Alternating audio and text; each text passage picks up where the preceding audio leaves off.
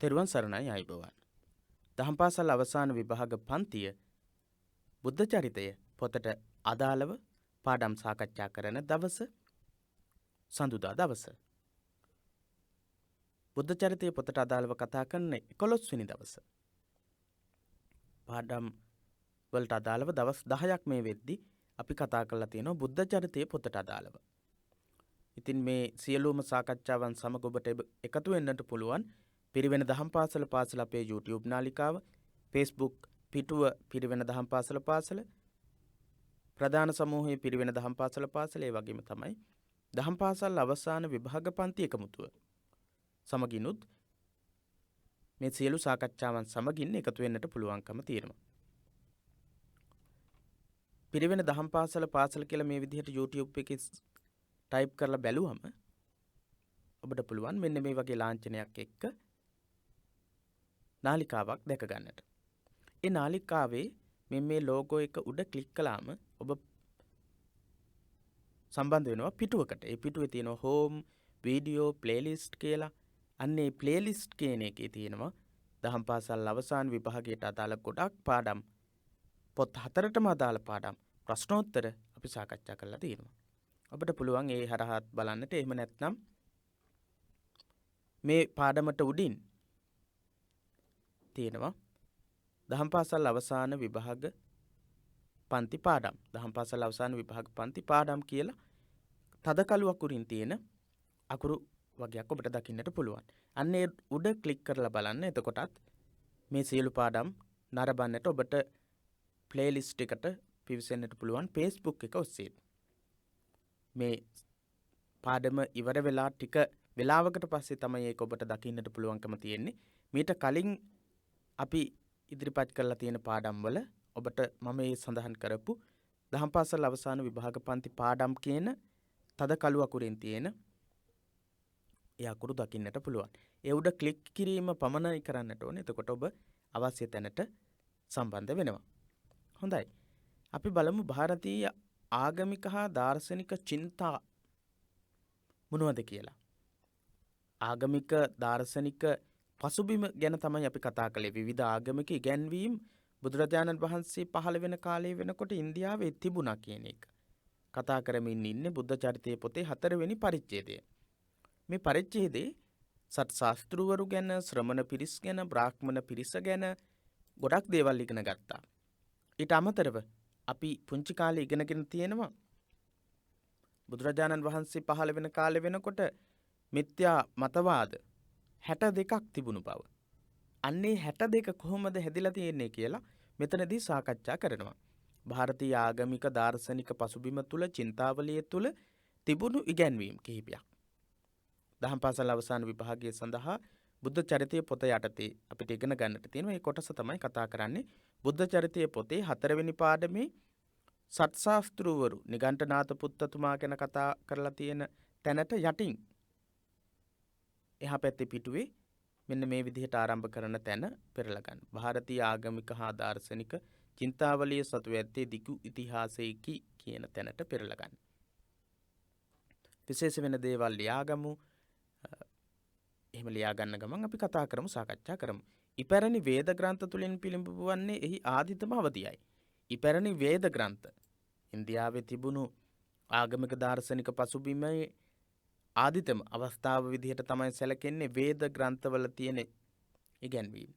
පැරණිම වෛදික යුගයේදී වෛදික ආදී යුගවලදී පටන් අනුක්‍රමයෙන් ගැඹුරින් මෙන්ම පළලින්ද වර්ධනය වූ ಭಾರತೀಯ දර්ශනීය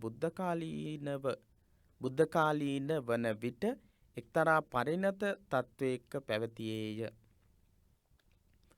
ඍග්, යජුර්, සාමන්, අතර්වණ ආදී වේද ග්‍රන්ථවල ඉගැන්වෙන විදිහට, ඒ වගේම වේද යුගය, බ්‍රාහ්මණ යුගය, ආරණ්‍යක යුගය, උපනිෂද් යුගය කියලා යුග 4ක් තිබිලා තියෙනවා ඉන්දියාවේ.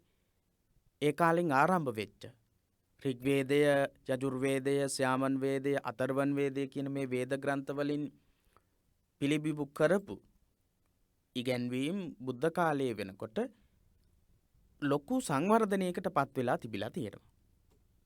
දිග පළල අතින් ගත්තම ලොකු පරාසයක් තිබිලා තියෙනවා. අපි මේ කතා කරන තොරතුරු වලින් ඒක ආගමික මතවාද 62ක් බවට පත්වෙමින් කොහොමද පුළුල් වෙලා තියෙන්නේ කියලා තේරුම් යාවි. වේද යුගයෙන් පසුව හමුවන බ්‍රාහ්මණ ආරණ්‍යක හා උපනිෂද් යුගවලදී ඔන්න ඔබට වැදගත්. ඉන්දියාවේ තිබුණු යුග වේද යුගය, ඊළඟට බ්‍රාහ්මණ යුගය, ආරණ්‍යක යුගය, උපනිෂද් යුගය. යුගවලදී පියවරින් පියවර භාරතීය මිනිසා උසස් දාර්ශනිකයෙකු බවට පත් ඇති බව පෙනේ. වේද යුගයේදී ඊට පස්සේ බ්‍රාහ්මණ යුගයේ වෙනකොට දාර්ශනික අතින් තව ටිකක් ඉදිරියට ගමන් කරනවා. ඊළඟට ආරණ්‍යක යුගයේදී තව ටිකක් ඉදිරියට ගමන් කරනවා. උපනිෂද් යුගයේදී තව දාර්ශනික අතින් ඉදිරියට ගමන් කරනවා. එහෙනම් ಭಾರತೀಯ ඉතිහාසය ගැන කතා කරනකොට වේද යුගයේදී බ්‍රාහ්මණ ආරණ්‍යක උපනිෂද් කියන යුගවලදී දාර්ශනික අතින් ಭಾರತೀಯ ජනතාව ಭಾರತೀයයන් ඉතා ඉහළ තැනකට ගිහිල්ලා තියෙනවා.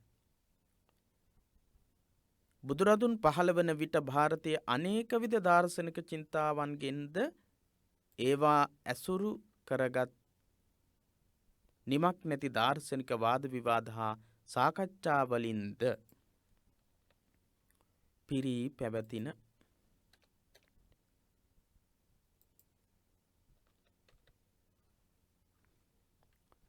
මොකක්ද කියන්නේ? බුදුරජාණන් වහන්සේ පහළ වෙනකොට අනේක විද දාර්ශනික චින්තා, මේ අනේක විද ආගමික දාර්ශනික චින්තා තමයි අපි කතා කරන්නේ මිත්‍යා දෘෂ්ටික, එහෙම නැත්නම් ආගමික මතවාද 62ක් තිබුණා කියලා. ඒ විදිහ අනේක විද මතවාද, දාර්ශනික මතවාද තිබුණා. ඒවා ඇතුළු කරගෙන දාර්ශනික වාද විවාද සාකච්ඡා තිබුණු කාලයක් තමයි බුදුරජාණන් වහන්සේ පහළ වෙච්ච කාල සීමාව. දාර්ශනික වාද විවාද, දාර්ශනික සාකච්ඡා පැවතුණු කාල සීමාවක් සාකච්ඡා බුදුරජාණන් වහන්සේ පහළ වෙච්ච කාලේ. පාලි සූත්‍ර වලින් ඒ බව ඉතා හොඳින් පැහැදිලි වෙයි. පාලි සූත්‍ර දේශනාවල බ්‍රහ්මජාල සූත්‍රය වගේ සූත්‍ර දේශනාවල සාකච්ඡා කරලා තියෙනවා මේ ගැන. ඒ වගේම සාමාන්‍ය ඵල කියන සූත්‍ර දේශනාවේදී ඒ ගැන සාකච්ඡා කරලා තියෙනවා. මෙතන සඳහන් වෙනවා බ්‍රහ්මජාල සූත්‍රයේ සමකාලීනව පැවති විවිධ දාර්ශනික මතවාද හෙවත් දෘෂ්ටි 62ක් ගැන සඳහන් වෙයි. දෘෂ්ටි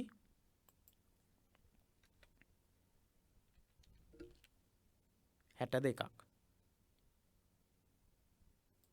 ලියාගන්න මොන සූත්‍රයේද මේ දෘෂ්ටි 62ක් ගැන කියන්නේ කියලා. අපි ඊළඟ දවසේ බලාපොරොත්තු වෙනවා මේ පාඩමට සම්බන්ධව සහ ඊට කලින් සාකච්ඡා කරපු පාඩම් වලට සම්බන්ධව පහුගිය විභාග ප්‍රශ්න පත්‍ර සාකච්ඡා කරන්න බලාපොරොත්තු වෙනවා. ඉතින් දෘෂ්ටි කීයක්ද? දෘෂ්ටි 62ක්. මොන සූත්‍රයේද සඳහන් වෙන්නේ? බ්‍රහ්මජාල සූත්‍රයේ. බ්‍රහ්මජාල කියන සූත්‍ර දේශනාවේ තමයි සඳහන් වෙන්නේ දෘෂ්ටි 62ක්. ඒ දෘෂ්ටි 62 තමයි අපි මිත්‍යා දෘෂ්ටික අදහස් 62ක්, ආගමික ඉගැන්වීම් 62ක් බුදුරජාණන් වහන්සේ පහළ වෙන කාලේ වෙනකොට තිබුණා කියලා ඉගෙන ගන්න. අන්නේ 62 තමයි බ්‍රහ්මජාල සූත්‍රයේ සඳහන් වෙන විදිහට අපි බලමු මොනවද කියලා. කේවල සාස්වතවාද 4ක්, ඒකච්ච සස්සතවාද සාස්වතවාද 4ක්, අන්තානන්තිකවාද 4ක්, අමරා වික්කේපවාද 4ක්, අදිච්ච සමුප්පන්නවාද 2ක් කියලා පූර්වාන්ත කල්පික වාද 18ක්.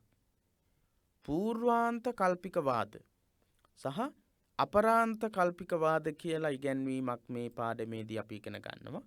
එහෙනම් අපි මතක තියාගමු පූර්වාන්ත කල්පික වාද කීයක් තිබුණද? පූර්වාන්ත කල්පික වාද 18ක් තිබිලා තියෙනවා. පෙර ආත්මයන් ගැන සිහිපත් කරලා කරන ඉගැන්වීමක් අපි ඒ ගැන කතා කරමු. මොනවද ඒ පූර්වාන්ත කල්පික වාද 18? කේවල සාස්වතවාද 4යි, ඒකච්ච සාස්වතවාද 4යි, අන්තානන්තිකවාද 4යි, අමරා වික්කේපවාද 4යි, අදිච්ච සමුප්පන්නවාද 2යි. කේවල සාස්වතවාද, ඒකච්ච සාස්වතවාද, කේවල ඒකච්ච අන්තානන්තිකවාද, අමරා වික්කේපවාද, අදිච්ච සමුප්පන්නවාද. අනේ විදිහට කියවලා අපිට දැන් බුදුදහම ගැන, එහෙම නැත්නම් බුදුරජාණන් වහන්සේ පහළ වෙන කාලය වෙනකොට මෙන්න මේ වගේ ආගමික මතවාද තිබුණා කියලා කතා කරන්නට බොහෝ අවස්ථාවලදී මේ අවස්ථාවන් යෙදෙනවා. එහෙනම් අපිට කරුණු සහිතව මේවා කියන්නට වෙනවා. කියන්නට නම් මේ තොරතුරුත් එක්ක කාරණා සහිතව අපි දැනගෙන ඉන්නට ඕනේ. එහෙනම් මොනවද මේ ආගමික මතවාද 62? කේවල සාස්වතවාද 4ක්, ඒකච්ච සාස්වතවාද 4ක්, අන්තානන්තිකවාද 4ක්, අමරා වික්කේපවාද 4ක්, අදිච්ච සම්පන්නවාද 2ක් විදිහට පූර්වාන්ත කල්පිකවාද 18ක් තිබුණා. ඊට පස්සේ අදිච්ච සම්පන්නවාද 2කුත්, සංඤීවාද 16කුත්, අසංඤීවාද 8කුත්, නේව සංඤී නාසංඤීවාද 8කුත්, උච්ඡේදවාද 7කුත්, දිට්ඨ ධම්ම නිබ්බානවාද 5කුත් විදිහට අපරාන්ත කල්පිකවාද 44ක් තිබුණා කියලා මතක තියාගන්නට වෙනවා. අපරාන්ත කල්පිකවාද කීයද? 44යි. පූර්වාන්ත කල්පිකවාද කීයද? 18යි. පූර්වාන්ත කල්පිකවාද 18යි. අපරාන්ත කල්පිකවාද 44යි.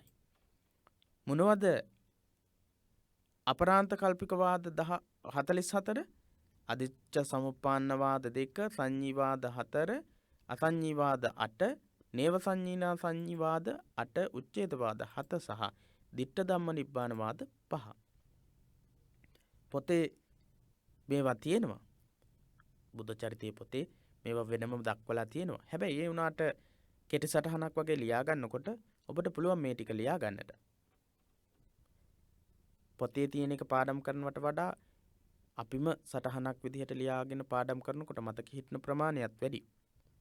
ඒ නිසා කේවල සාස්වතවාද, ඒකච්ච සාස්වතවාද, අන්තානන්තිකවාද, අමරා වික්කේපවාද ඒ විදිහට ලියාගත්තොත් ඔබට හරිම ඉක්මනින් මතක තියාගැනීමේ හැකියාවක් තියෙනවා.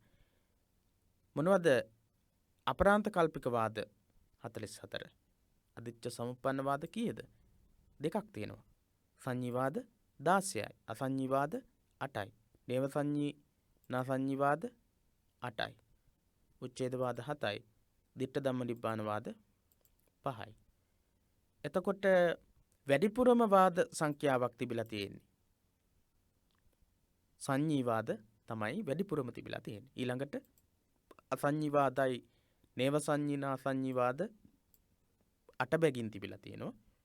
ඊළඟට උච්ඡේදවාද 7, උච්ඡේදවාද 7ක් තිබිලා තියෙනවා.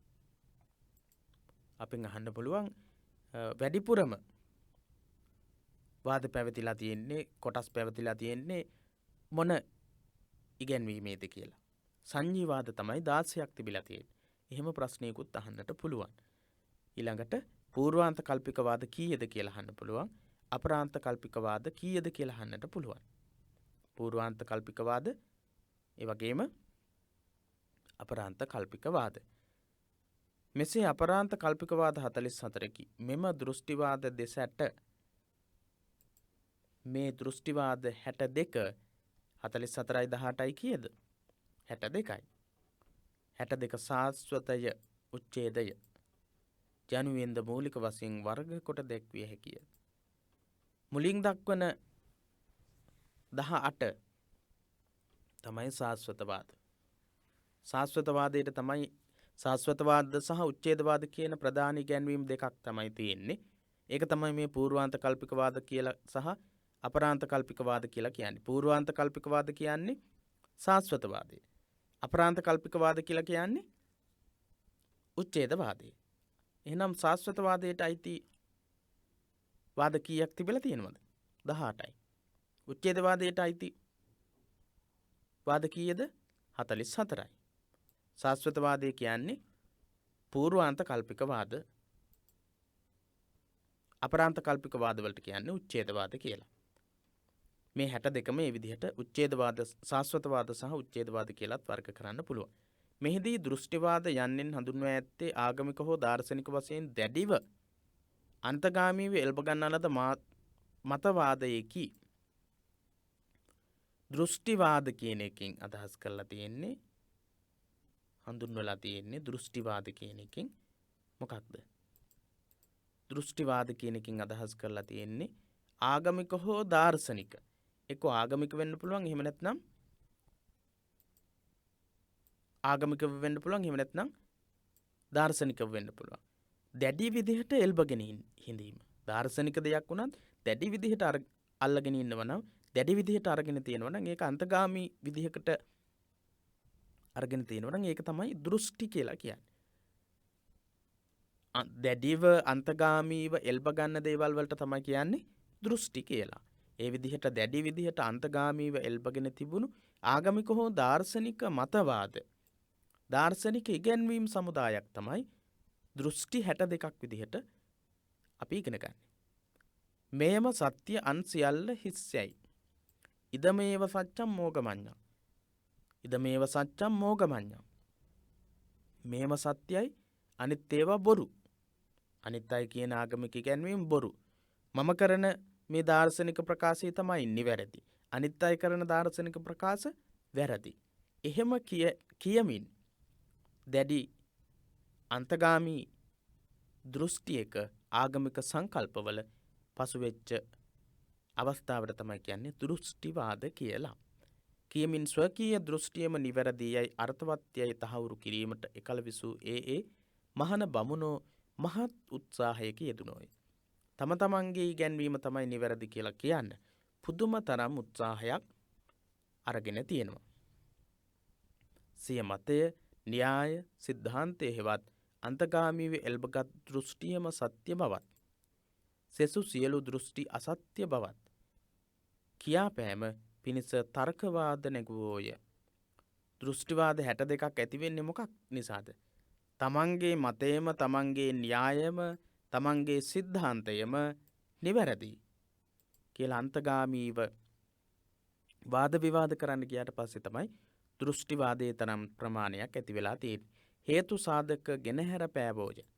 හේතු සාධක ගෙනහැර පෑවා තමන් උගන්වන, තමන් කියන දේ සත්‍යයි කියලා කියන්නේ. මේ හේතුවෙන් දාර්ශනික ලෝකයේ තරඟකාරී බවක්ද නොසන්සුන් බවක්ද උපන්නේ. දාර්ශනික ලෝකේ නොසන්සුන්කමක් ඇති වුණා. ඒ වගේම තරඟකාරී බවක් ඇති වුණා. තම තමන්ගේ ඉගැන්වීම හරි, අනිත් අය උගන්වන දේවල් වැරදි කියලා ඔප්පු කරන්නට වාද විවාද, තර්ක විතර්ක පැන නැගීමත් එක්ක තමයි ආගමිකමය වශයෙන්, තාර්කිකමය වශයෙන්, දාර්ශනිකමය වශයෙන් ಭಾರತೀಯ තුල බුදුරජාණන් වහන්සේ පහළ වෙනකොට නොසන්සුන්තාවයක් තිබුණේ. සාස්වතවාදීන් උච්ඡේදවාදීන් සමගද, උච්ඡේදවාදීන් සාස්වතවාදීන් සමගද ගැටුණු බවට සාධක බොහෝයි.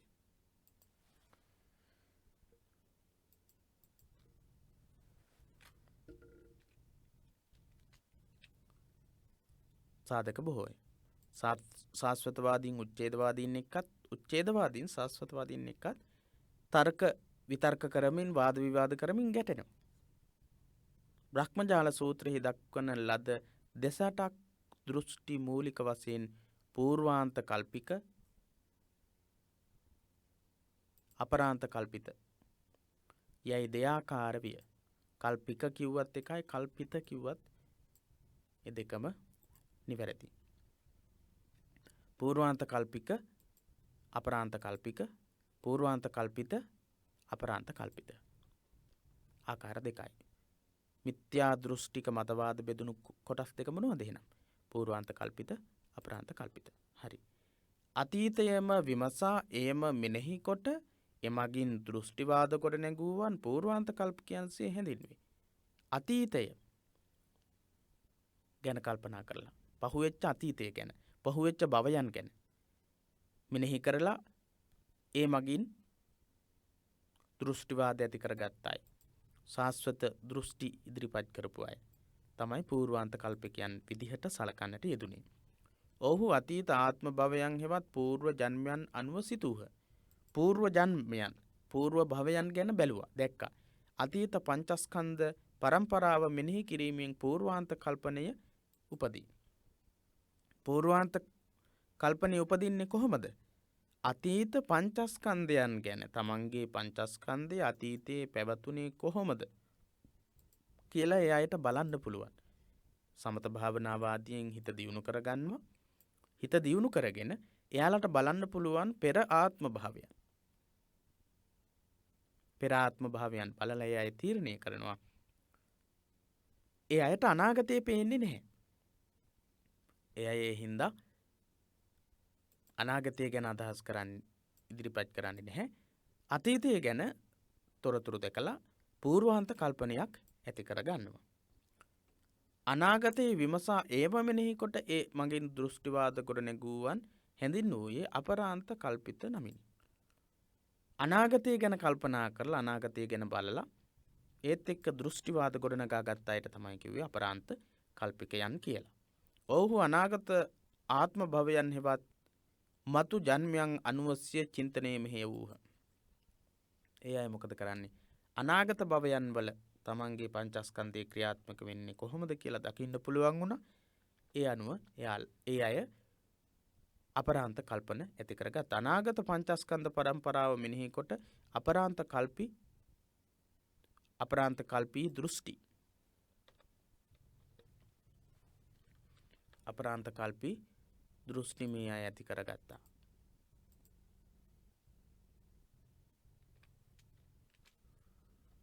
සරලව කිවහොත් අප මෙතනට ආවේ කෙසේද? සරලව කතා කරනවා නම් අපි මෙතනට ආවේ කොහොමද? කොතැනින් කොතැනට පැමිණි දැයි සිතීම පූර්වාන්ත කල්පිතයයි. කොතන ඉඳලා කොතනටද ඇවිල්ලා තියෙන්නේ කියලා බලන එකට කියනවා පූර්වාන්ත කල්පනය කියලා. ඒ කියන්නේ මේ ලෝකේ ඉපදෙන්න කලින් කොතනද ඉඳලා තියෙන්නේ, මොන මොන භවයන් වලද මම ඉඳලා තියෙන්නේ කියලා බලන්නට පුළුවන්. බල්ලා ඒ අනුව දෘෂ්ටියක් ඇති කරගන්න මේ දෘෂ්ටියට කියනවා පූර්වාන්ත කල්පනය කියලා. අප මෙම ආත්ම භාවයේ ඉක්මවා යන්නේ කොහාටද? කොතැනින් කොතැනකට දැයි සෙවීම අපරාන්ත කල්පනය. අපරාන්ත කල්පනය කියලා කියන්නේ අපි මේ භවයෙන් පස්සේ ගමන් කරන්නේ කොතැනටද කියලා දැනගෙන අන්නේ අනුව දෘෂ්ටි ගොඩනගා ගන්න එක. මේකී දෙවිදියෙන් උපන් දෙසටක් වූ ඒ දෘෂ්ටි අතරින් කිසිවකට බුදුදහම ඇතුළත් නෙවෙයි. ඔය කියන දෘෂ්ටිවාද එකකටවත් බුදුදහම ඇතුළත් වෙන්නේ නැහැ. බුදුරජාණන් වහන්සේට ත්‍රිවිද්‍යා ඥාන තියෙනවා. පුබ්බේ නිවාසා නුස්සති ඥානයේ චතුූපපාත ඥානය. පුබ්බේ නිවාසා නුස්සති ඥානය කියලා කියන්නේ పూర్ව ආත්ම භාවයන් දැකීමේ හැකියාව. ඒ වගේම උන්වහන්සේට තියෙනවා චතුූපපාත ඥානය. අනාගතයේදී තමන්ගේ චුතිය උප්පත්තිය සිද්ධ වෙන්නේ මේ පංචස්කන්ධයෙන් පස්සේ තමන්ගේ පංචස්කන්ධය එහෙම නැත්නම් සත්වයක් විදිහට චුතිය උප්පත්තිය සිද්ධ වෙන්නේ කොහොමද කියලා ප්‍රකාශ කිරීමේ හැකියාව තියෙනවා. අනිත් අයගේ චුති උප්පත්තිය සිද්ධ වෙන්නේ කොහොමද කියලා ප්‍රකාශ කිරීමේ හැකියාවක් තියෙනවා. ත්‍රිවිද්‍යා ඥාන වලින් පුබ්බේ නිවාසා නුස්සති ඥානයෙන් පූර්වාන්තයේ පෙර ආත්ම භාවයන් ගැන කියන්නට පුළුවන්. අනාගත ආත්ම භාවයන් ගැන ප්‍රකාශ කරන්නට පුළුවන් චතුූපපාත ඥානය. එහෙම නැත්නම් දිබ්බ සෝත ඥානය කියලාත් මේකට කියනවා. දිබ්බ චක්කු ඥානය කියලාත් කියනවා. හොඳයි. ඊළඟට බුදුරජාණන් වහන්සේ ඇයි මේ 62ට මිත්‍යා දෘෂ්ටික මතවාද 62ට අයිති වෙන්නේ නැත්තේ? බුදුරජාණන් වහන්සේ ආසවක්ඛය ඥානය තුන්වෙනි ත්‍රිවිද්‍යා ඥානය තුන්වෙනි එක ආසවක්ඛය ඥානය සියලු ක්ලේශ ධර්මයන් දුරුකොට ලබන නිවන ගැන අවබෝධ කරගත්ත නිසා උන්වහන්සේ පූර්වාන්ත කල්පනයකටවත් අපරාන්ත කල්පනයකටවත් එහෙම නැත්නම් බුදුදහම සාස්වතවාදයක්වත් උච්ඡේදවාදයක්වත් වෙන්නේ නැහැ. ආර්ය අෂ්ටාංගික මාර්ගය තුල ගමන් කරලා නිවනට පැමිණීමේ මාර්ගය දේශනා කරන නිසා මධ්‍යම වූ දේශනාවක් විදිහට බුදුරජාණන් වහන්සේ සාස්වතවාදයටත් උච්ඡේදවාදයටත් වැටෙන්නේ නැතිව මෙඳුම් පිළිවෙතක් දේශනා කරපු නිසා තමයි මධ්‍යම ප්‍රතිපදාව කියලා කියන්නේ. ඒ සමගම මේ සියලු දෘෂ්ටි පසෙක ලමින් 63 වෙනි දෘෂ්ටියක් ප්‍රකාශ නොකිරීමද බුදුදහමේ වැදගත් ලක්ෂණයක්. මිත්‍යා දෘෂ්ටික මතවාද 62ක් තිබුණු කාලයක බුදුරජාණන් වහන්සේ තවත් මිත්‍යා දෘෂ්ටික මතවාද එකතු කරලා 63 වෙනි මතවාදය ඇති කරේ නැහැ. ಭಾರತೀಯ දාර්ශනික පරිසරයේ නිබඳව නිරන්තරව සංසරණය වෙමින් පැවති දාර්ශනික ප්‍රශ්න 10ක්ද පාලි සූත්‍රවල නිතර හමු වේ. හරි. ඒ ගැන කතා කරන්නට කලින් අපි නැවත වතාවක් මතක් කරගනිමු. අපි කතා කළේ බ්‍රහ්මජාල සූත්‍රයේ සඳහන් වෙන විදිහට බුදුරජාණන් වහන්සේ පහළ වෙන කාලය වෙනකොට ආගමික මේ වශයෙන් තර්ක විතර්ක කරමින් නොසන්සුන්තාවයක් ඇති වෙන්නට හේතු වෙච්ච මිත්‍යා වූ දෘෂ්ටිවාද 62ක් ක්‍රියාත්මක වුණා. පූර්වාන්ත කල්පික සහ අපරාන්ත කල්පික විදිහට. එහෙම නැත්නම් සාස්වතවාද, උච්ඡේදවාද විදිහට. ඒ දාර්ශනික අවස්ථාව බුදුරජාණන් වහන්සේ පහළ වෙන කාලය වෙනකොට පැවතුණා. බුදුදහම ඒ එක දෘෂ්ටියකටවත් ඇතුළත් වුණේ නැහැ. ඒ වගේම 63 වෙනි දෘෂ්ටියක් ඉදිරිපත් කළේත් නැහැ. බුදුරජාණන් වහන්සේ මධ්‍යම ප්‍රතිපදාවට අනුව මැදුම් පිළිවෙතට අනුව තමයි ධර්මයේ දේශනා කළේ, නිර්වාණගාමී මාර්ගය දේශනා කළේ. ඊළඟට තවත් සූත්‍රවල සඳහන් වෙන දාර්ශනික ප්‍රශ්න 10ක් මූලාශ්‍රවල අපිට දකින්නට පුළුවන්. දාර්ශනික ප්‍රශ්න 10ක්. බුදුරජාණන් වහන්සේ විසින් එක එල්ලේම විසඳුම් නොසපයන ලද අව්‍යාකෘත පසකින් තබන ලද තපනීය ප්‍රශ්න ලෙස ඒවා හඳුන්වනු ලැබේ. විසඳුම් නොසපයන ලද බුදුරජාණන් වහන්සේ ඒවට විස්තර සපයලා නැහැ. ඒ නිසා අව්‍යාකෘත කියලා කියනවා. බුදුරජාණන් වහන්සේ ඒවා පැත්තකින් තියලා තියෙනවා. ඒ නිසා තපනීය කියලා කියනවා. බුදුරජාණන් වහන්සේ විසඳලා නැති නොසපයන ලද විසඳුම් නොසපයන ලද බුදුරජාණන් වහන්සේ විසින් පසකින් තබන ලද එහෙත් ಭಾರತೀಯ සමාජය තුළ නිතර සාකච්ඡාවට භාජනය වූ දාර්ශනික මතවාද වලින් කිහිපයක් අපිට ලියන්නට සිද්ධ වෙන්නට පුළුවන්. එහෙම නැත්නම් බුදුරජාණන් වහන්සේ විසින් ප්‍රතික්ෂේප කරන ලද පැත්තකින් තබන ලද අව්‍යාකෘත ලෙස දක්වන ඉගැන්වීම් මොනවද කියලා අපි ප්‍රශ්නයක් ඒ වගේ ප්‍රශ්නයක් අහන්න පුළුවන්. අග්ගි වච්චගොත්ත මජ්ක්‍ධිම නිකායේ චූල මාළුන්කිය වැනි සූත්‍ර රැසකම මෙම අව්‍යාකෘත ප්‍රශ්න හමුවන්නේය. බුදුරජාණන් වහන්සේ විසින් අව්‍යාකෘත ලෙස සහ තපනීය ලෙස පැත්තකින් තබන ලද කරුණු ඇතුළත් වෙන සූත්‍ර දේශනා. අග්ගි වච්චගොත්ත චූල මාළුන්කිය පුත්ත සූත්‍රය වගේ සූත්‍ර. ඒවත් අපිට විභාගයේදී වැදගත් වේවි. මොනවද? ලෝකයේ සාස්වතද කියන ප්‍රශ්නේ එකක්. ලෝකයේ අසාස්වතද කියන ප්‍රශ්නේ තව එකක්. ලෝකයේ අන්තවත්ද කියන එක තවත් ප්‍රශ්නයක්. ලෝකයේ අනන්තවත්ද කියන එක තවත් ප්‍රශ්නයක්. ලෝකයේ අන්තවත්ද අනන්තවත්ද කියන එක තවත් ප්‍රශ්නයක්. ජීවය හා ශරීරයේ එකක්මද? ජීවය හා ශරීරයේ දෙකක්ද? තථාගත මරණින් මතු වේද? තථාගත මරණින් මතු නොවේද? තථාගත මරණින් මතු වෙයි හා නොවේද? තථාගත මරණින් මතු නොවේයි හා නොම වෙයිද? වගේ ප්‍රශ්න තමයි අව්‍යාකෘත තපනීය විදිහට දාර්ශනිකව ඉදිරිපත් වෙච්ච ප්‍රශ්න. ලෝකේ සාස්වතයිද අසාස්වතයිද අන්තවත්ද අනන්තවත්ද ජීවයේ සහ ශරීරයේ එකක්ද?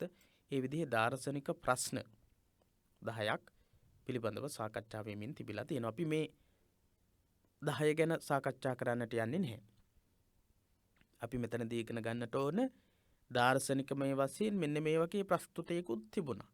දාර්ශනිකව ඉදිරිපත් වෙච්ච ප්‍රශ්න 10ක් තිබුණා. බුදුරජාණන් වහන්සේ මේ ප්‍රශ්න 10 තපනීය ලෙස අව්‍යාකෘත ලෙස පැත්තකින් තබලා තියෙනවා. ඒවා විසඳන්නට බුදුරජාණන් වහන්සේ යොමු වෙලා නැහැ. ඒකට හේතුව තමයි මේවා චතුරාර්ය සත්‍ය ධර්මය අවබෝධ කර ගැනීමට හේතුවක් නොවන නිසා. ඒ වගේම තමයි මේ ප්‍රශ්න ගැන සඳහන් වෙන අග්ගිවච්ඡගොත්ත සහ චූලමාලුන්ක්‍ය වගේ සූත්‍රවල මේවා සඳහන් වෙලා තියෙනවා කියන මතකයත් ඔබට ඇති කරගන්නට වෙනවා. මෙම ප්‍රශ්නවල ස්වරූපයන් අනුවත් ඒවා විටින් විට බුදුරදුන්ගෙන් විමසනු ලැබීම නිසාත් සමකාලීන දාර්ශනික පරිසරෙහි මෙම ප්‍රශ්නවලට විවිධ පිළිතුරු සපයා තිබීම නිසා මෙවැනි ගැඹුරු දාර්ශනික ප්‍රශ්න පිළිබඳව එකල මහණ බමුණන් අතර ඉමහත් අවධානයක් පැවති බව සඳහන් කළ හැකිය.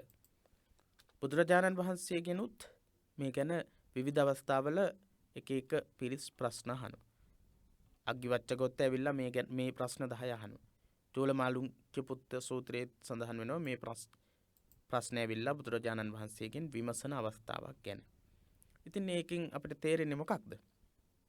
මහණ බමුණන් අතර මේ ප්‍රශ්නවලට ලොකු උනන්දුවක් තිබිලා තියෙනවා. ප්‍රශ්නවලට පිළිතුරු සොයන්නට උනන්දුවක් තිබිලා තියෙනවා. බුදුරජාණන් වහන්සේ මේවට පිළිතුරු දීලා නැහැ. විවිධ දෘෂ්ටිවාදයන් ඇසුරින් උපන් මේ ප්‍රශ්න සසර දුක් නිවීම පිණිස උපයෝගී නොවන බැවින් බුදුරදුන් එකල එක එල්ලේම පිළිතුරු සපයා නැත. බුදුරජාණන් වහන්සේ එක එල්ලේම මේවට පිළිතුරු සපයලා නැහැ. දුකෙන් නිදහස් වීම සඳහා චතුරාර්ය සත්‍ය ධර්මය අවබෝධ කර ගැනීම සඳහා හේතු නොවන නිසා. මේ අර්ථ සහිත නොවේ. ආදී බ්‍රහ්මචර්යාව පිණිස හේතු නොවේ. නිර්වේදයේ පිණිස, විරාගයේ පිණිස, නිරෝධයේ පිණිස, උපසමයේ පිණිස, අභිඥාව පිණිස, සම්බෝධියේ පිණිස, නිර්වාණයේ පිණිස හේතු නොවේ. කෙටියෙන් මතක තියාගන්න මේ ප්‍රශ්න 10 සාකච්ඡා කරන එක කාරණාවක්වත් නිවන් අවබෝධයේ පිණිස චතුරාර්ය සත්‍ය ධර්මය අවබෝධයේ පිණිස හේතුවක් නෙවෙයි. ඒ නිසා තමයි බුදුරජාණන් වහන්සේ මේවට පිළිතුරු දීලා නැත්තේ. එහෙයින් ඒවා අව්‍යාකෘතයයි බුදුරදුන් විසින් වදාරන ලද්දේ. අන්න ඒ නිසා අව්‍යාකෘත නොවිසඳන සාකච්ඡා නොකරන දේවල් විදිහට ඉදිරිපත් කරලා තියෙන්නේ අන්න ඒ නිසා. මේ හැර බුද්ධ කාලීන දාර්ශනික පරිසරයේ පිළිගැනුණු තවත් දාර්ශනික වාද 3ක් මහා තිත්තායතන සූත්‍රයේ සඳහන් වේ. මහා තිත්තායතන සූත්‍රය. දැන් අපි ඉගෙන ගත්තා දාර්ශනික ඉගැන්වීම් දෙකක්. මොනවද? පළවෙනි එක පූර්වාන්ත කල්පික අපරාන්ත කල්පික විදිහට ඉදිරිපත් වෙච්ච දෘෂ්ටි 62 දාර්ශනික ඉගැන්වීමක් විදිහට තිබුණා. ඒක මිත්‍යා දෘෂ්ටිකද සම්‍යක් දෘෂ්ටිකද කියන එක නෙමෙයි අපි මෙතනදී කතා කරන්නේ. ඒ වගේ දාර්ශනික තත්වයක් තිබුණා කියලා. ඊළඟට අපි කතා කළා දාර්ශනිකව බුදුරජාණන් වහන්සේගෙන් නිතර එක එක පිරිස් ඇවිල්ලා අහලා තියෙන ශ්‍රමණ බ්‍රාහ්මණ පිරිස් අතර නිතර සාකච්ඡාවට භාජනය වෙච්ච විශේෂයෙන්ම ශ්‍රමණයන් අතර සාකච්ඡාවට භාජනය වෙච්ච ප්‍රශ්න 10. ඊළඟට මහා තිත්තායතන සූත්‍රයේ සඳහන් වෙන කරුණු 4 අපි බලමු.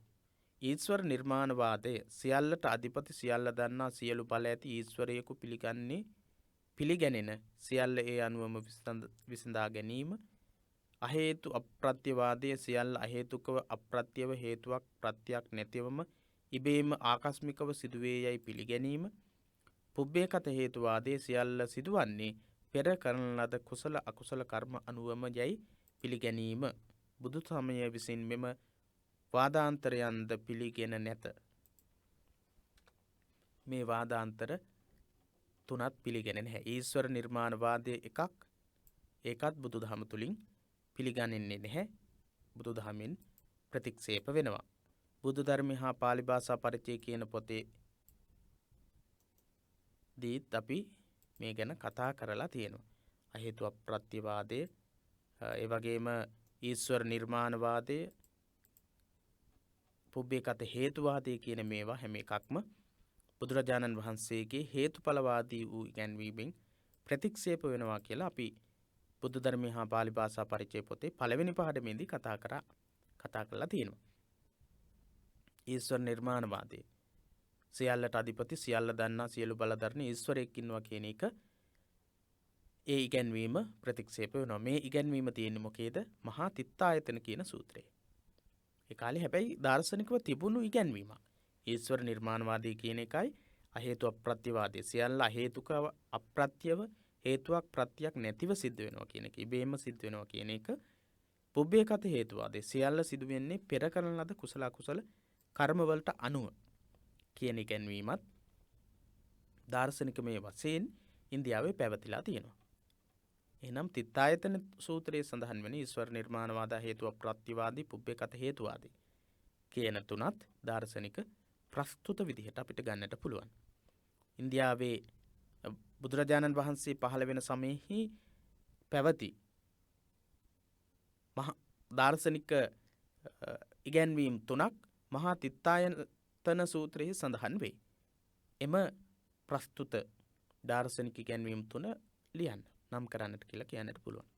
මහා තිත්තායතන සූත්‍රයේ සඳහන් වෙන ඊශ්වර නිර්මාණවාදය, අහේතු අප්‍රත්‍යවාදය සහ පුබ්බේකත හේතුවාදය කියන තුන. බුද්ධ කාලීන ಭಾರತයේ පැවති මහා තිත්තායතන සූත්‍රයේ සඳහන් අහේතු අප්‍රත්‍යවාදය යනු කුමක්ද?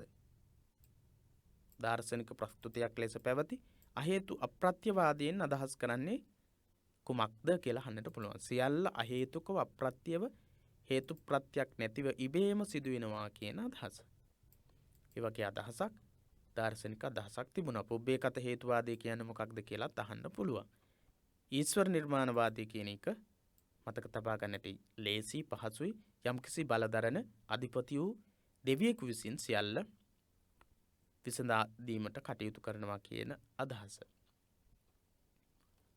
හොඳයි, මේ සියල්ල අකිරියවාදයේහිම වැටෙන බව බෞද්ධ අදහසයි. අකිරියවාදයේහි යෙදෙන බව තමයි බෞද්ධ අදහස වෙන්නේ. ආත්මවාදයේ ಭಾರತೀಯ ආගමික හා දාර්ශනික පරිසරයේ මුල් තැනක්ගත් සිද්ධාන්තයන් වූයේය. ආත්මවාදී ගැන්වීම මම මගේ කියන අදහස් අනුව ක්‍රියාත්මක වෙන ජීව පදාර්ථයක් ගැන කතා කරනවා. ඉහත දක්වන ලද ප්‍රධාන දෘෂ්ටිවාදයන් ඉපදීමට මුල් වූයේද එයයි. අපි මුලින් කතා කරපු සාස්වතවාද, උච්ඡේදවාද, ඊශ්වර නිර්මාණවාද, ඒ වගේම පුබ්බේකත හේතුවාද, මේ හැම එකක්ම ඇතිවෙන්න හේතු වුණේ ආත්මවාදය කියන එක.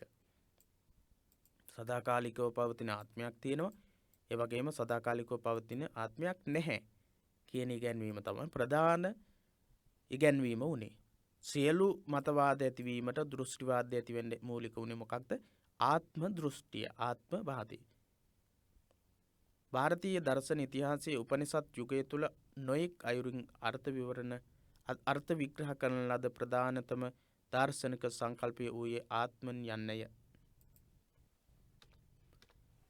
උපනිෂද් යුගය දියුණුම දාර්ශනික යුගයක් විදිහට සැලකෙන්නේ ඉන්දියාවේ දියුණු යුගයක් විදිහට. ඉතින් අර්ථ විග්‍රහ කරලා තියෙනවා. ආත්ම කියන එක ගැන විවිධ අදහස් දක්වලා තියෙනවා උපනිෂද් යුගයේ.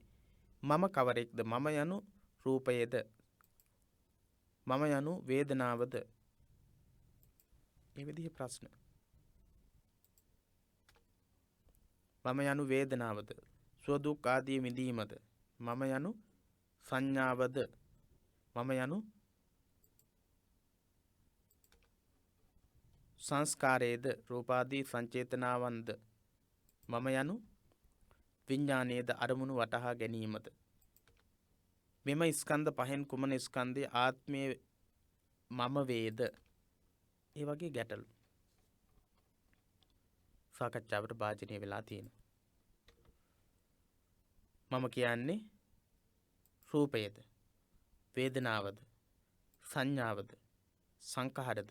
විඥානද? රූප, වේදනා, සංඥා, සංඛාර, විඥාන කියන පහ බුදුදහමේ සාකච්ඡා කරනවා පංචස්කන්ධයේ විදිහට. රූප, වේදනා, සංඥා, සංඛාර, විඥාන. එහෙනම් මේ පංචස්කන්ධයේ ඉගැන්වෙන කරුණු තමයි සාකච්ඡාවට භාජනය වෙලා තියෙන්නේ. බුදුරජාණන් වහන්සේ අන්න ඒ පංචස්කන්ධය තමයි මම මගේ විදිහට ගන්න බෑ. රූප, වේදනා, සංඥා, සංඛාර, විඥාන කියන මේ පහම අනිත්‍ය, දුක්ඛ, අනාත්ම කියන ලක්ෂණත්‍රයට ලක්ෂණ තුනටපත් වෙනවා කියලා දාර්ශනිකව අදහසක් ගෙනහැර දක්වන්නේ. හේතුඵලවාදීව මේ ගැන විවරණයක් ඉදිරිපත් කරන්නේ. එහෙනම් බුදුරජාණන් වහන්සේ පහළ වෙන කාලේ වෙනකොට රූප, වේදනා, සංඥා, සංඛාර, විඥාන කියන පහ ගැනම යම්කිසි සාකච්ඡාවක් තිබිලා තියෙනවා.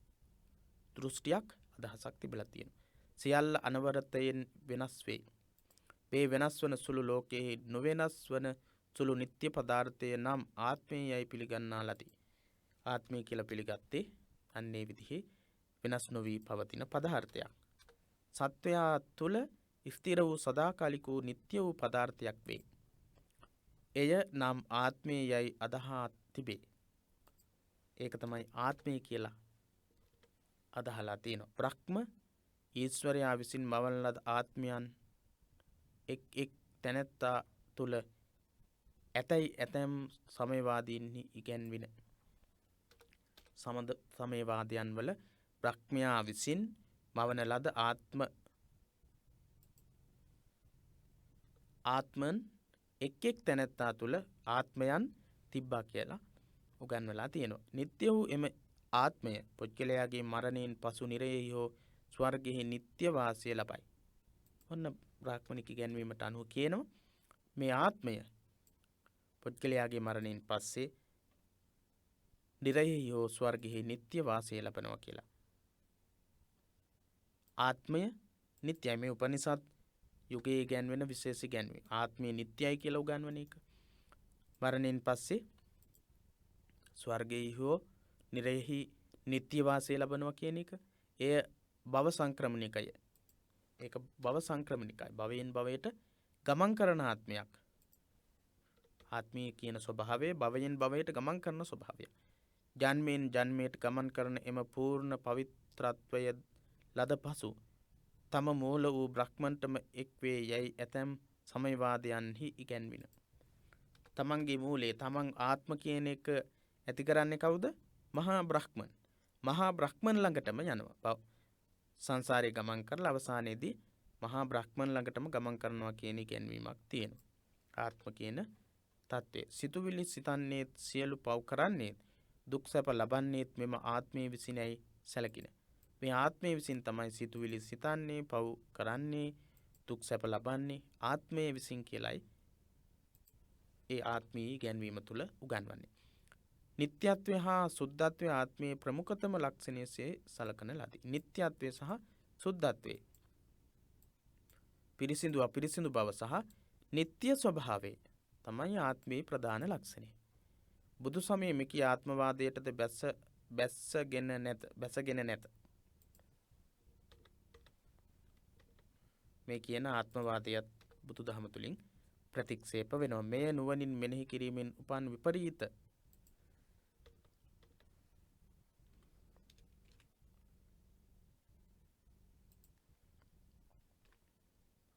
දෘෂ්ටියක්සේ සලකා බැහැර කොට ඇත්තේ විපරීත තත්වයක් කියලා ඉවත් කරලා තියෙනවා.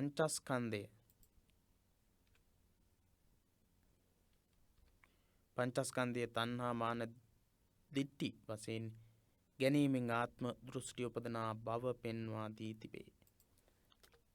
තණ්හා මාන දිට්ඨි වශයෙන් ආත්මය ගැනීම නිසා තමයි පංචස්කන්ධය තණ්හාව මානය දෘෂ්ටිය කියන කරුණු වලට අනුව දැකීම බැලීම තුළින් තමයි ආත්ම දෘෂ්ටිය ගොඩ නැගෙන්නේ. ආත්ම දෘෂ්ටිය ගොඩ නැගෙන්නේ පංචස්කන්ධය තණ්හා මාන දිට්ඨි වශයෙන් ගැනීම නිසා කියලායි බුදුදහමේ ගැන්වීම. අප විසින් මෙහි සඳහන් කරන ලද්දේ බෞද්ධ පාලි සූත්‍ර වලින් වඩාත් ඉස්මතුව පෙනෙන දාර්ශනික ප්‍රශ්න හා මතවාදයන් පමණි. බෞද්ධ සූත්‍ර ධර්ම වලින් පෙනෙන දාර්ශනික අදහස් කිහිපයක් විතරයි අපි මෙතනදී කතා කළේ. ඒ වගේම එකල ಭಾರತೀයෙහි පැවති දාර්ශනික නොසන්සුන්තාව සුත්ත නිපාතයේ අට්ඨක හා පාරායන වග්ගවල සවිස්තර සහිතව දක්වලා තියෙනවා. අට්ඨක සහ පාරායන. සුත්ත නිපාතේ අට්ඨක සහ පාරායන කියන වග්ගවල කුද්දක නිකායට අයත් කොටසක් තමයි සුත්ත නිපාත. ඒකේ තියෙනවා දාර්ශනික නොසන්සුන්තාවය කොහොමද තිබිලා තියෙන්නේ කියලා. ඉහත දක්වන ලද දෘෂ්ටිවාදයන් මූලික වශයෙන් සාස්වත හා උච්ඡේද යනුවෙන් දෙආකාර වේ. අපි ඒ ගැන කතා කළා. සියල්ල සදාකාලිකය, ලෝකයේද ආත්මයේද නිට්ටයයි. ලෝකයත් ආත්මයත් නිට්ටයයි. දුවය අවිපරිණාමීය ශාස්වතය යන්න එක් දෘෂ්ටියකි, එක් අන්තයකි. දුවයි අවිපරිණාමීයයි ශාස්වතයි කියන අදහස ශාස්වතවාදී එක් වාදයකි. එම බව දෘෂ්ටිය ලෙසද ඇතැම් තැනක හඳුන්වා තිබේ. ඒක තමයි දෘෂ්ටිය විදිහට සමහර තැනකදී විස්තර කරලා තියෙන්නේ. සියල්ල తాවකාලිකයි, මරණයෙන් සියල්ල අවසන් වේ ආත්මයෙන් ඇත. එහෙත් එය මරණයෙන් කෙලවර වේ යැයි පිළිගැනීම උච්ඡේද දෘෂ්ටියයි. උච්ඡේද දෘෂ්ටි කියන්නේ මොකක්ද? සියල්ල తాවකාලිකයි, මරණයෙන් සියල්ල අවසන් වෙනවා. ආත්මය ඇත, එහෙත් මරණයෙන් කෙලවර වෙනවා කියන ඉගැන්වීම උච්ඡේද දෘෂ්ටිය. එයම ඇතැම් විට විභව දෘෂ්ටිය. භව දෘෂ්ටිය සහ විභව දෘෂ්ටිය. අපි කතා කරනවා දෘෂ්ටි ගැන. කාම තණ්හා, භව තණ්හා, විභව තණ්හා කියලා. විභව තණ්හා භවයක් නැහැ කියන අදහස තමයි මේ දෘෂ්ටිය හඳුන්වලා තියෙනවා. විභව දෘෂ්ටි කියන්නේ උච්ඡේදවාදයට. මේ මුලින් කී සාස්වත දෘෂ්ටිහි අනෙක් පැත්තය. සාස්වත දෘෂ්ටි කියන්නේ නම් භව තණ්හාව, භව දෘෂ්ටිය. බුද්ධ කාලන භාරතයේ විසු සාස්වතවාදීහු එම දෘෂ්ටියෙහිම එල්බගෙන එයම සත්‍ය අන්සියල්ල අසත්‍ය යයි කීහ. ඒ වගේ දෘෂ්ටිවල එළබගෙන ඒකම තමයි සත්‍ය ඇත්ත කියලා දක්වන්නට යෙදුණා. ඔහු උච්ඡේදවාදීන් හා සාස්වතවාදීන් එක්ක ගැටෙනවා. උච්ඡේදවාදීහු සියල්ල අසාස්වත යයි කියමින් එහිම එල්බගෙන අසත්‍ය අන්සියල්ල අසත්‍ය යයි කීවෝය. අන්සියල්ල එල්බගෙන සත්‍ය අන්සියල්ල අසත්‍යයි කියලා කිව්වා. මොහු සාස්වතවාදීන් සමග ගැටුණෝය. සාස්වතවාදීන් එක්ක උච්ඡේදවාදීන් ගැටුණා. මෙසේ දෘෂ්ටි කලහයක් විය. බුදුදහම මෙම දෘෂ්ටි දෙකම එක්තරා අන්ත දෙකක් සේ හඳුන්වයි. එම අන්ත දෙකටම නොවැටී මධ්‍යස්ථව දහම් දේශනා කරනවා. මධ්‍යම වූ දේශනාවක් තුළින් බුදුරජාණන් වහන්සේ ධර්මය දේශනා කරනවා.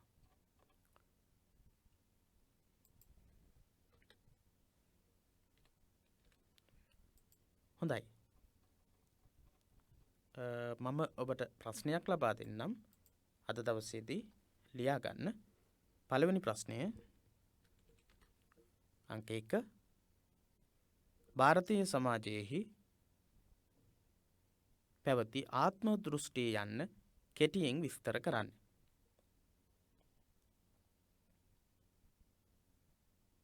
ඊළඟට 2 දෙවැනි ප්‍රශ්නය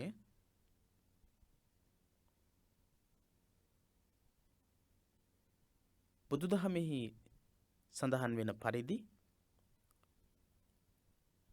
බුද්ධ කාලයෙන් වන විට ಭಾರತයේ පැවති දාර්ශනික සංකල්ප මොනවාද?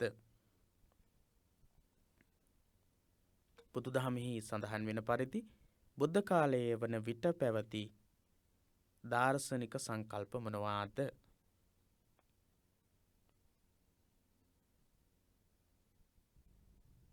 අපරාන්ත සංකල්පයේ හෙවත් අපරාන්ත දෘෂ්ටිය හෙවත් උච්ඡේද දෘෂ්ටිය පිළිබඳ කෙටි හැඳින්වීමක් කරන්න.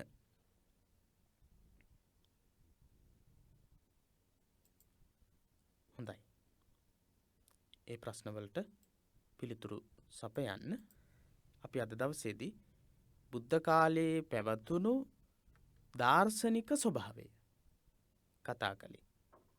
බුද්ධ චරිතය පොතේ ටිකක් සංකීර්ණ තොරතුරු තියෙන කොටසක් තමයි අද දවසේ මේ අපි කතා කළේ. ඒ වගේ මේ පාඩමම ඒ විදිහේ අපිට ගොඩක් වැදගත් වෙන තොරතුරු ඇතුළත් වෙලා තිබුණු පාඩමක්. හොඳයි. එහෙමනම් හෙට දවසේදීත් අපි බුද්ධ ධර්මය හා පාලි භාෂා පරිචය පොතට අදාළව පාඩමක් සාකච්ඡා කරන්නට බලාපොරොත්තු වෙනවා. ඒ වගේම ඊළඟ සතියේදී මේ පාඩමට අදාළව අපි ප්‍රශ්නෝත්තර සාකච්ඡාවක් සිදු කරන්නට බලාපොරොත්තු වෙනවා.